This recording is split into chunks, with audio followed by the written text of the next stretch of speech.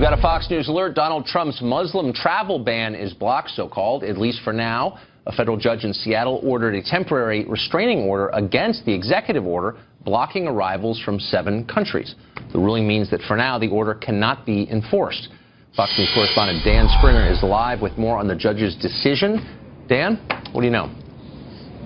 Yeah, and Tucker, this is important because this is a nationwide enforcement, basically an effort to block this enforcement of this Trump executive order across the country. We've seen other challenges, but they are more narrowly tailored. This one is across the country. Judge James Robart giving the Attorney General here in Washington State a full victory by issuing this temporary restraining order, arguing and citing that the state does have standing. The state is being harmed by this executive order on immigration, and that it is likely the state would win on the merits of the case.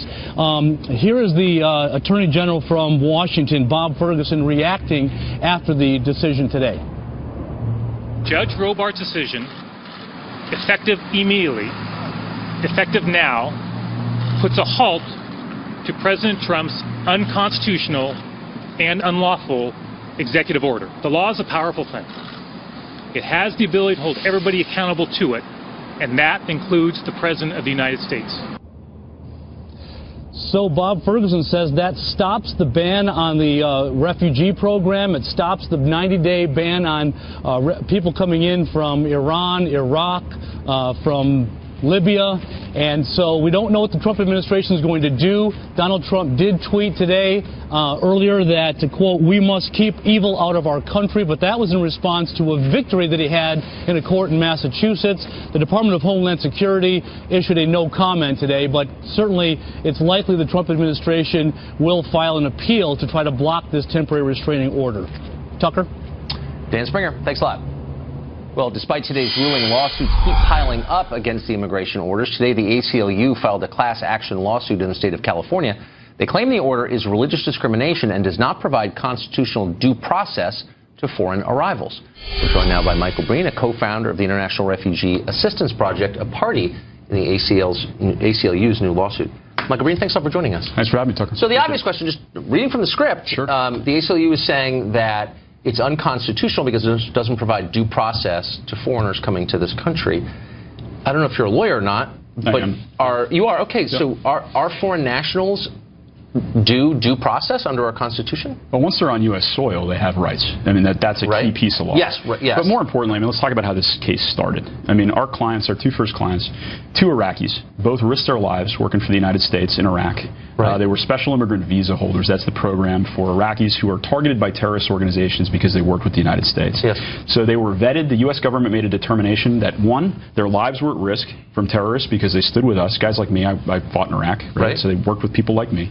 And 2, that they went through about a 2-year vetting process and they weren't determined to be security threats. They got on airplanes to come to the U.S. with valid travel documents. They landed and were detained. One guy was placed in handcuffs when he got to this country. Yep. We found out about this, and we contacted a large number of lawyers when we started to find out these cases were happening, started to go to airports. I was out at Dulles International. These 2 guys came into JFK. And we had some simple questions like, hey, can we see our clients? What's the law here?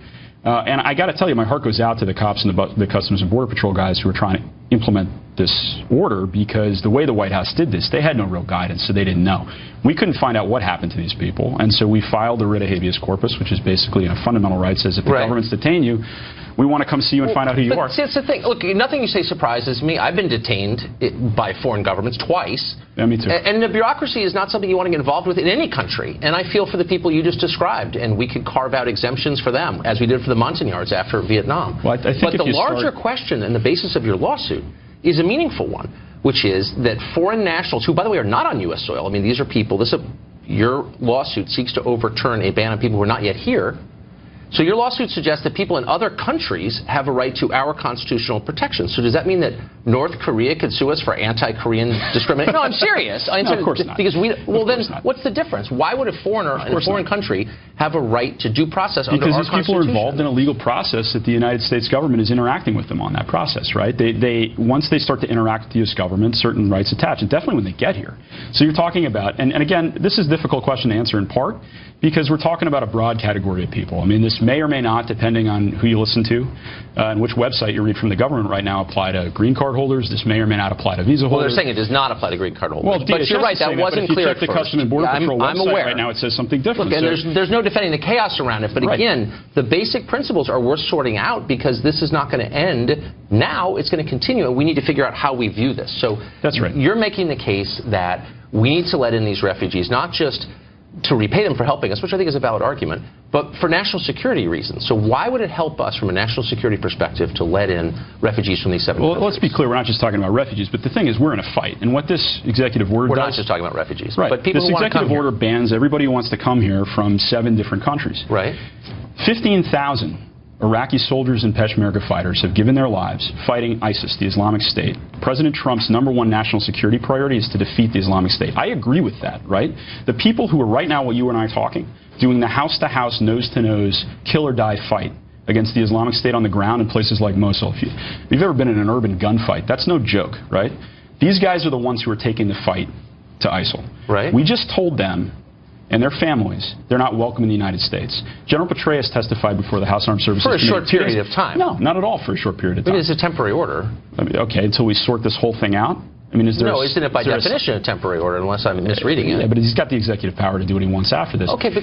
And let's talk about the immediate consequences, right? General Al-Qatani is the commander... But that's one of 7 countries, and I understand your point. We're talking about Syria, we're also talking about Yemen and Somalia and Iran and countries that we are not directly involved in. And so but it's a random list of countries. Let's talk about that. It's not random. It's a list. Random. I mean, no, it's the list of countries that the Obama administration deemed dangerous, as you know. It's not an exhaustive list. The comparison to the 2011 Obama thing is a total canard. You can carve out anyone who helps the U.S. military abroad get special consideration. I don't think there's anybody who disagrees with that. This is kind of my point, Tucker. If you start walking down the exception path, all right, so let's carve out all the interpreters who work. Why wouldn't you do that? Okay, so what about the families of all the Iraqi military people who fought with us?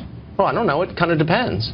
Well, sure, but okay, so let's carve out an exception for them. What about the Kurdish Peshmerga fighters in Syria? But you're not asking for an exemption. You're trying to stop the whole thing. The way this thing is written, right, and this is what happens when you send a couple of political guys into a telephone booth to write national security policy, and you don't talk to your director, your Secretary of Homeland Security, retired Marine general, who apparently you found out about this on television. What you get is an order that is so poorly written, so over-inclusive and under-conclusive at the same time, that we can talk about amending it, but you're trying to amend it. That's not actually, with respect, you're being a little disingenuous, because that's not, I don't think you're making an unreasonable case here, but that's not the entirety of the case you are making or have been making. So last year, you wrote this piece, interesting piece, saying basically we have a moral obligation to bring in Syrian refugees. I believe we do. I know you don't. I think that's completely Well, it's not that I don't believe it. It's that no one has adequately explained to me where that moral obligation comes from and how it would help America. So I'm giving you the chance. Yeah, sure. So, look, I mean, again, it helps America because, one, we're in a fight, and two, we're being asked to lead globally against ISIS, against Islamic extremists, right,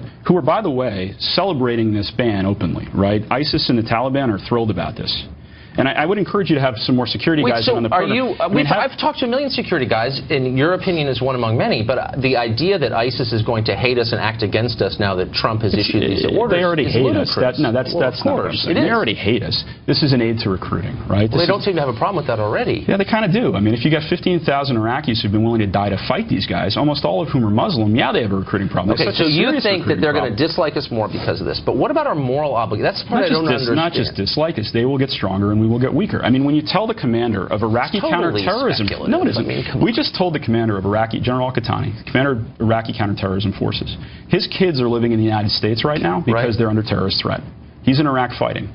Under the CEO, according to General Petraeus, who knows what he's talking about, General Qatani's not allowed to come see his kids. Okay. I mean, I'm a dad for 90 days, but you're going to ask this guy to carry the fight against our biggest enemy and tell him, oh, for 90 days, don't come see your kids? I'm a dad. You're a dad. Come on, you wouldn't stand for that. Yeah. That's not hurt feelings. That's not like safe governments space do things like this all the time. No, they really don't. But you're not answering. Again, this is why I'm accusing you of being disingenuous, because it doesn't answer the question. Why does the United States have a moral obligation to let people from Somalia come here? And I'm not against people from Somalia, but you haven't made an affirmative case for why that's good for our country. You're talking about Iraq and the families of the people who are fighting on our behalf. And I think that's a fine case. I don't know if I agree, but it's not stupid. But Somalia or Yemen. Thank you so much. No, I'm serious. Like, what? No, but like, this is about 7 countries. What about the others? Let's do this. Somalia or Yemen. Look, we're facing the largest refugee crisis in the world since World War II. Our allies are under strain in Europe. Our allies are stranded in NATO. Our allies are stranded around the world. America has a traditional role to step up and lead in a crisis like that. It's very hard to lead in a crisis when you say, you know what, we want everybody else to do the work. We're not going to pitch in here. I mean, you're undermining American moral leadership in this situation. That's not true. You can pitch in a countless number of ways without inviting the people to come live at your country in public expense. We're talking about a tiny percentage of people, and by the way, like, then how many? There's a lot of stuff here that says, I mean, how many refugees? Taking what, 10,000 Syrian refugees? But how many should we take in? At what point will we have done our duty? I mean, duty is a very loaded word here. How many should we let in? I mean, I would argue for a pretty large number of people. You would argue for fewer. I don't know what I would argue. I'm asking you. You do it for a living. Well, how many refugees? I mean, I think given the current vetting process and what it can take, you could do about 100,000 people, maybe 200,000 per year. Yeah, I think that's reasonable. But and you would do that to help those countries or to help our? I mean, look. Here's the point.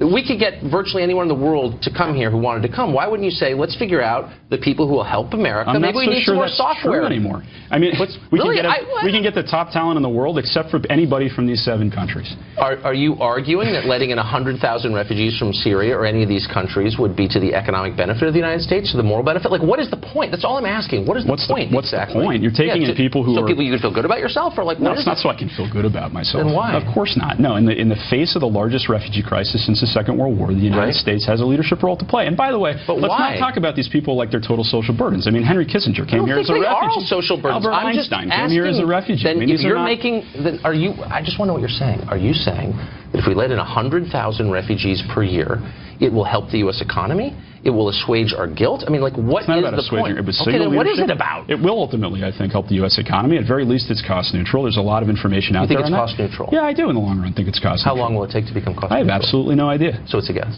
It's not a guess. It's an estimate. I mean, look, like, do you know? No, but I have some sense of what the costs are, and they're high. They're high. I mean, so you have to give a kind of countervailing explanation for why we'd want to do this. And no one ever does, other than to say, well, you know, it's our role to lead in the world. Oh, come on. That's a complete, you're building up a strong man and burning it down. You know that. No, I'm actually not. I'm asking, and I really am asking a sincere question. I've asked it night after night. Why would we do this? Well, because we have an obligation to do this, because the Statute of Liberty tells us to do it. I'm not sitting here moralizing about the Statute of Liberty. I think this is in our strategic interest. We are fighting extremists who are telling everybody in the Middle East, ISIS has a simple message. You have 2 choices, right? You, average Muslim person in the Middle East, have 2 choices. You can live under our rule and fight with us against America, or we'll kill you. And what I'm saying is the United States can offer a 3rd choice. Which is come here? Which is stand with the United States. And it sends a hell of a message to people. And in exchange, you get to come here and go to our public schools? Of course not. But to say none of you can come here, to say, and we're not just talking about refugees. I mean, you're making this a very narrow argument. No, I'm not. Refugees. I'm actually talking about immigration. We just banned immigration from 7 entire countries, 2 of whom are the front lines in this fight. We just told everybody who's standing with us, you know what?